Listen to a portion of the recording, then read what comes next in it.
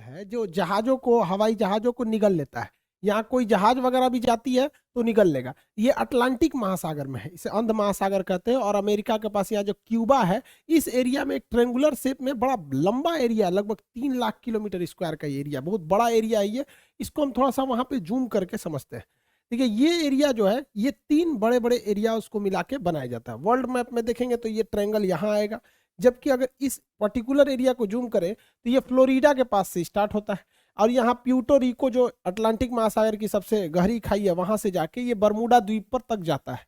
ये एरिया है यहाँ पर, जिसे यहाँ तक दर्शाया गया है। ये लगभग 3 से 4 लाख के एरिया, कहीं कभी कभी ये बड़ा हो जाता है। इसका एक्यूरेट कोई मार्किंग नहीं है कि जो आदमी पूरा एरिया को बता सके। हम तो यहाँ भले ऐसे ट्रायंगल बना दिए, बट समुद्र में ऐसा कोई ट्रायंगल नहीं है। बट अगर इस एरिया में कहीं से भी कोई जहाजें आती हैं तो उनके साथ कुछ अप्रिय घटनाएं हो जाती हैं। इसके बारे में डिटेल से समझते हैं। 1498 में जब क्रिस्टोफर कोलंबस जा रहे थे इस रास्ते से, तो उन्होंने भी अपनी किताब में वर्णन किया है कि जब वो इस एरिया से गुजर रहे थे तो अचानक मौसम में एक परिवर्तन देखे, प्रकाश देखे, बादल का तड़कना, समुद्री लहरें तेजी से उठने लगी और उनका जहाज डिसबैलेंस होने लगा।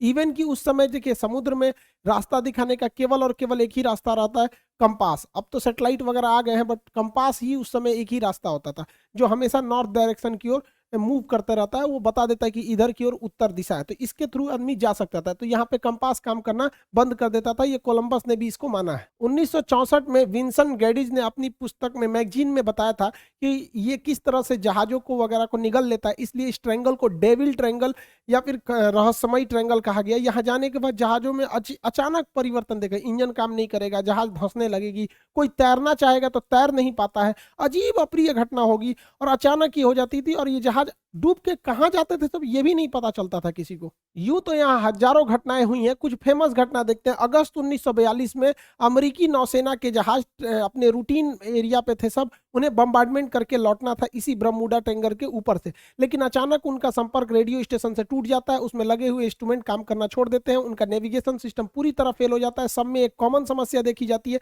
कि उनका कंपास काम नहीं कर रहा होता और ये जहाज पूरी तरह ध्वस्त हो जाता है। इसको खोजने के लिए 2 दिन बाद रेस्क्यू टीम जाती है। रेस्क्यू टीम का भी पता नहीं चलता है क्योंकि वो भी उसी रास्ते से जा रही होती है जहां से उनका लास्ट लोकेशन ट्रेस किया गया था। रेस्क्यू टीम का भी पता नहीं चल पाता है। उसके बाद ठीक 6 महीने बाद दिसंबर 1942 को फिर अमेरिकी नौसेना का जहाज विमान उड़ान भरता है और फ्लोरिडा से जब उड़ान भरता है और बरमूडा ट्रायंगल से ऊपर जाता है तो ये बमवर्षक जहाज भी रडार से गायब हो जाता है। और इसके सामने भी सेम समस्या आती है। पायलट बताता भी है रेडियो सिग्नल पे कि मेरा कंपास काम नहीं कर रहा है, नेविगेशन सिस्टम काम नहीं कर रहा है, मौसम पूरी तरह से खराब है। ये भी ध्वस्त हो जाता है। इसको जब ढूंढने के लिए जो रेस्क्यू टीम जाती है इसके बैकअप में, तो रेस्क्यू टीम का भी आज तक कोई पता नहीं चला कि वो रेस्क्यू टीम कहां चली गई। 1970 में एक पायलट यहां से लौट के आए थे, नाम था उनका ब्रूइस गर्नन।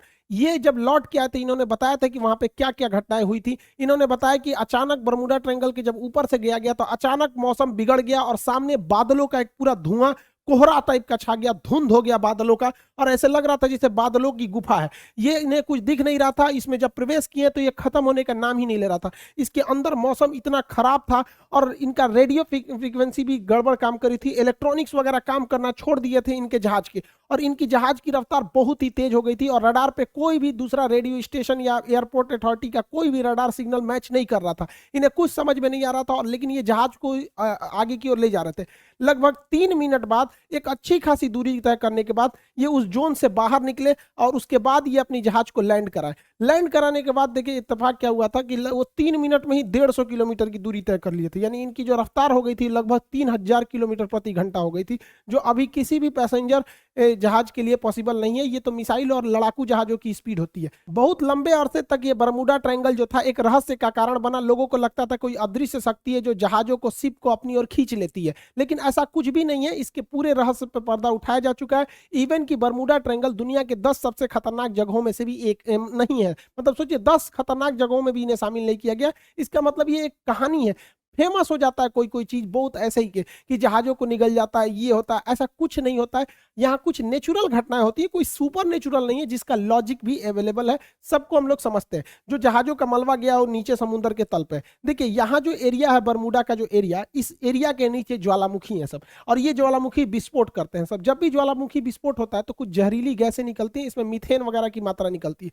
मीथेन गैस वगैरह जब पानी से मिलता है तो उसकी डेंसिटी को एकदम घटा देता है। जब डेंसिटी, समुद्र की डेंसिटी घट जाती है तो जहाजों को डिजाइन किया गया रहता है समुद्र की डेंसिटी के हिसाब से, उसके घनत्व के हिसाब से, ताकि वो ऊपर तैर सके।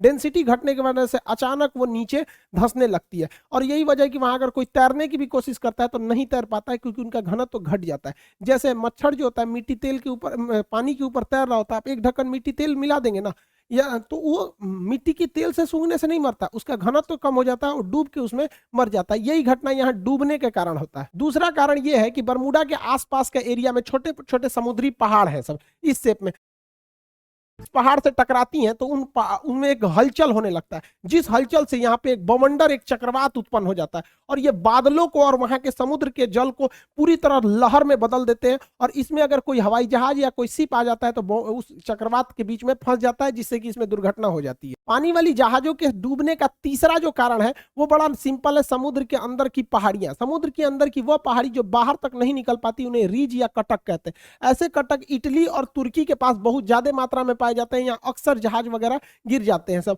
नीचे का पेंडी टकरा जाता है। जैसे देखिए ये समुद्र का लेवल है, तो यहाँ पे जहाज चल रही है तो उसको ये नहीं पता है कि नीचे मेरे समुद्र ही है कि नहीं, और नीचे से कुछ पहाड़ी अगर ऊपर आती है तो इसके पेंदी से टकरा जाती है। ऐसी घटना इटली और तुर्की के पास बहुत ज्यादा देखने को मिलती है। आप देखेंगे इटली के तट के पास ही इतना बड़ा जहाज टकरा गया, यहाँ पर एक मालवाहक जहाज टकरा गया, यहाँ पे बड़ी बड़ी शिप टकरा टकरा के गिरी है सब। अब बताइए ये तो गलती है इन लोग की, जो कैप्टन है, क्योंकि इतने मॉडर्न शिप को अगर गिरा दिए लोग तो गड़बड़ बात है। उस समय जहाजों की दुर्घटना ज्यादा होती थी, क्योंकि न रडार था न सोनार था। आज के वक्त में पूरी बेहतरीन ढंग से रडार है, सोनार है। आज आराम से बरमूडा ट्रायंगल के ऊपर से जहाजें भी पार हो जाती हैं और शिप भी पार हो जाता है, कि उनको सोनार उन्हें बता देता है नीचे चट्टान वगैरह नहीं है। लेकिन पहले ये घटनाएं नॉर्मल थी ऐसे हो जाना। हवाई जहाज की दुर्घटना के पीछे सबसे बड़ा जो कारण है वो हेक्सागोनल क्लाउड का है। हेक्सागोनल 6 मतलब फलकों वाला एक क्लाउड होता है, बादल होता है, जिसे सबसे पहले सैटर्न ग्रह के ऊपर देखा गया था। ये बादल जो होते हैं, आप देखिए ये 6 सतह वाले बादल होते हैं, इस तरह से हेक्सागोनल शेप में ये बादल पाए जाते हैं। यहाँ ना दिखने में छोटा लग रहा है, ये सैटेलाइट से फोटो लिया गया, जबकि इसका एरिया देखेंगे तो 50 किलोमीटर स्क्वायर का एरिया होता है। सोचिए लगभग एक जिला बराबर इसका इतना बड़ा एरिया होता है, उतने बड़े में ये बादल होते हैं। और इस बादल के अंदर हवाएं इतनी बवंडर के रूप में चलती हैं, जिनका स्पीड 250 किलोमीटर प्रति घंटा होता है। यानी इसके अंदर हवाएं इतनी तेज होती हैं कि अगर कोई जहाज इसमें प्रवेश कर जाता है तो जहाज को वो तोड़ सकते हैं। तो हेक्सागोनल क्लाउड के वजह से यहाँ पे जहाजों की दुर्घटना होती है, अगर इस हेक्सागोनल क्लाउड में फंस गया तब। और ये भी देखिए फंसता भी, अगर विपरीत दिशा में फंसेगा तो तोड़ देगा उसको, और नहीं तो अगर सेम इधर ही हवाएं चल रही हैं उसी में जहाज भी फंसेगा तो जहाज की स्पीड को बहुत तेज बढ़ा देता है। यही वजह है कि जब वहां से कई जहाजें गुजरी हैं तो उनका स्पीड अचानक बहुत तेज बढ़ गया है। तो इसमें कोई दैवीय या भूत प्रेत वाली घटना या फिर कोई ऐसी चीजें नहीं है जिसका कोई पता नहीं लगेगा, नॉर्मल चीजें। अब ऐसी घटनाएं नहीं होती हैं, लेकिन ये पुरानी कहानियां, इस पे इतनी मूवी बना दी गई है, करोड़ों रुपए लोग कमा लिए हैं इसके लिए। कहानी चाहिए एक डायरेक्टर को, अच्छा खासा कहानी बन जाता है। तो ये आप समझिए साइंटिफिक कारण। अब ऐसा कुछ नहीं होता है। ये तो रहा भैया आपका बरमूडा ट्रायंगल का, जो इधर अटलांटिक महासागर के पास कैरेबियन सागर में। ऐसे ही ये घटना जापान के पास हो गई। यहाँ पर जापान के पास भी एक ट्रेंगुलर शेप में एरिया है, वहां 1980 में एक जहाज जा रहा था डर्बीशायर। ये इतना बड़ा जहाज था जो टाइटेनिक से 2 गुना था। यहाँ कई लाख टन इसमें आयरन ओर की मात्रा भरी हुई थी। अचानक ये डूब गया, इस एरिया में अचानक डूब गया। जापान की सरकारी टीम ने उसे रेस्क्यू टीम भेजा था पता लगाने के लिए, वो भी डूब गई। उसके बाद एक हवाई जहाज से रेस्क्यू टीम भेजा गया, वो भी डूब गया। जापान भी डर गया। बाद में पता चला कि भैया सेम चीजें हैं यहाँ और यहाँ दोनों में, तो इसे एशिया का बरमूडा ट्रायंगल कहा जाता था। हालांकि जापान ने इसका नाम दिया था ड्रैगन ट्रायंगल। जापान के जस्ट नीचे था ये, ड्रैगन ट्रायंगल नाम था इसका, बरमूडा ट्रायंगल। ऐसा ही एक ट्रायंगल भारत में भी पाया जाता है, उड़ीसा में। उड़ीसा का एक एयर स्ट्रिप है, अंग्रेजों ने बनाया था द्वितीय विश्व युद्ध के समय, जिसका नाम था अमाडा एयर स्ट्रिप। अमाडा एयर स्ट्रिप ये उड़ीसा में स्थित है। यहाँ पे लगभग 150 से 200 अमेरिकी जहाजें यहाँ से आपस में टकरा गई, कुछ गिर गई। और इत्तेफाक देखिए, जब भी इनके साथ घटना होती थी, ना कोई वेदर खराब था, ना ही कोई मतलब हेक्सागोनल क्लाउड थे, ना मौसम खराब, ना चक्रवात, ना हवाओं की स्पीड, एकदम नॉर्मल टाइम पे यहाँ जहाजें गिर गई। आपस में आमने सामने जहाजें टकरा जाती थी सब, इतना खराब काम करता था यहाँ पर। हालांकि द्वितीय विश्व युद्ध के समय अमेरिकी जहाजें यहीं पे यहाँ पे लैंड करती थी और जापान पे बम गिराने के लिए यहाँ से भी जाया करती थी। आपको भी पता होगा कि अंडमान निकोबार तक में जापान आ गया था। तो इतनी जहाजें अमेरिका की यहाँ से क्रैश की गई थी और उनका बहुत सारा हुआ था। हालांकि ये मिलिट्री का एरिया था, इसलिए इस फाइलों को बंद कर दिया गया, बहुत ज्यादा डिस्क्लोज नहीं किया गया। तो ये भारत का बरमूडा ट्रायंगल आप कह सकते हैं। तो ये तीनों जगह। अब इसके पीछे क्या लॉजिक है भैया? आपको बरमूडा का लॉजिक बता दिए, जो सेम लॉजिक ड्रैगन ट्रायंगल पे भी है, दोनों सेम है। यहाँ क्या है कि ये एरिया झारखंड से करीब है और झारखंड के जादूगोड़ा के पास यूरेनियम की खदान है। आपको पता है यूरेनियम एक बहुत ही रेडियो एक्टिव चीज होता है। ये इलेक्ट्रॉनिक सिस्टम वगैरह को अचानक अगर हाई रेडिएशन होगा या इत्यादि होगा तो इसका बड़ा इफेक्ट पड़ता है, जिससे कि इलेक्ट्रॉनिक सिस्टम काम नहीं करते थे, नेविगेशन खराब हो जाता था, दोनों जहाजों का नेविगेशन एक ही डायरेक्शन में दिखाने लगता था। इसी की वजह से इसलिए दो जहाजें आपस में आमने सामने यहाँ पर टकरा जाती थी अमार्डा एयर स्ट्रिप पर।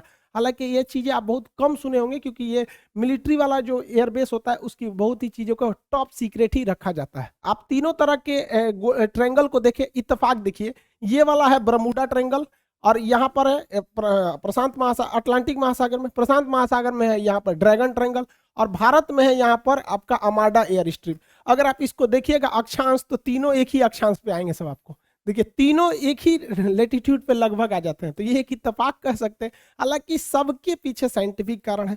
अब ऐसी कोई घटनाएं नहीं होती हैं। जो भी कहता है कि यहाँ पे कोई सुपर नेचुरल पावर है, ये है, सब मन गढ़ंत कहानी है ये सब। हालांकि अटलांटिक महासागर में एक और जगह है सारगैसो। यहाँ सारगैसो सागर है, ये सागर है ही नहीं है एक्चुअली। यहाँ एक शैवाल पाया जाता है, एलिगी, जो समुद्र में तैरते रहता है, बहुत लंबा लंबा पाया जाता है, घास है इस तरह। यहाँ अगर जहाजें, छोटी मोटी जहाजें फंस जाती है ना, तो उसी में फंस के रह जाती है। इसलिए यहाँ पे देखिए इतना बड़ा बड़ा घास पाया जाता है, पूरी समुद्र को ये घास ढक लेता है। सारगैसो घास पाए जाने की वजह से जितने एरिया में वो घास पाया जाता है, उस घास वाले एरिया को, उस शैवाल वाले एरिया का नाम रख दिया गया है सारगैसो सागर। हालांकि सारगैसो कोई सागर नहीं है, वह सागर का वह हिस्सा है जहां ये वाला शैवाल पाया जाता है, सारगैसम नामक शैवाल पाया जाता है। इसलिए यूपीएससी सीडीएस में एक बार क्वेश्चन पूछा था, वो कौन सा ऐसा सागर है जिसका कोई भी तट रेखा नहीं है, मतलब जमीन से नहीं टच करता है। तो सारगैसो सागर जमीन से टच नहीं करेगा, क्योंकि वो बीच का तो सागर है ही नहीं, वो बस एरिया है। यहाँ जहां जहाजों को, छोटी जहाजों को आने जाने के रोक लगाया गया, क्योंकि उसकी पंखी वगैरह में ये सब घास वगैरह फंस जाते हैं सब। इसी सारगैसो सागर के पास ऊपर से ठंडी हवा जलधारा आती है, जिसका नाम है लेब्राडोर की धारा। इस सारगैसो सागर को ठंड के दिन में पूरी तरह बर्फ के टुकड़ों में भर देती है। इसी सारगैसो सागर में अप्रैल 1912 को टकरा गया था टाइटेनिक जहाज, और इसी सारगैसो सागर में लिब्राडोर द्वारा लाई गई ठंडी जलधारा के बर्फ से टकराने से टाइटेनिक जहाज डूब गया था। अगला क्वेश्चन पूछता है ब्लैक होल से। अंतरिक्ष का ब्लैक होल है, इसकी डेंसिटी सबसे ज्यादा होती है। इसकी डेंसिटी इतनी ज्यादा होती है कि इसके एक चम्मच मिट्टी का, अगर हम ब्लैक होल से एक चम्मच मिट्टी लाएंगे और उसका वजन करेंगे तो 10 हाथियों के बराबर होगा। सोचिए इतना भयानक ये डेंसिटी होता है, इतना घना होता है, ये प्रकाश को भी जाने नहीं देता है। तो क्वेश्चन भी पूछेगा कि ब्लैक होल प्रकाश को भी गुजरने नहीं देता है, क्यों? तो ऑप्शन नंबर बी पर आंसर होता है, अति उच्च घनत्व के कारण। और इसका एक उल्टा क्वेश्चन पूछता है, एक वह हाइपोथेसिस को क्या कहते हैं जिसमें यह मान लिया जाता है, यह कल्पना किया जाता है कि सारे प्रकाश वहीं से आ रहे हैं, तो उसे हम व्हाइट होल कहते हैं। हालांकि ब्लैक होल और व्हाइट होल का पूरा परिकल्पना हम आपको ज्योग्राफी के क्लास में पढ़ा चुके हैं। भारत के जम्मू कश्मीर में लद्दाख और बारामूला की कुछ ऐसी पहाड़ियां हैं जिनमें चुंबकीय क्षमता है। ये भी क्या करती है, जहाजों के डायरेक्शन को भटका देती है। यहाँ पर एक चिनाब नदी पर ब्रिज बनाया जा रहा है, जो सबसे ऊंचा ब्रिज है। कंप्लीट हो जाएगा तो इसके बारे में भी टोटल समझा देंगे कि ब्रिज क्या है। और इसके अलावा आप एक तो बड़ा सुने होंगे, सोच रहा अमेरिका में एरिया 51 एलियन वगैरह वाला एरिया है। इस सबको कभी और क्लास में समझेंगे। आई होप आप इसे समझे होंगे। मिलेंगे नेक्स्ट क्लास में। जय हिंद।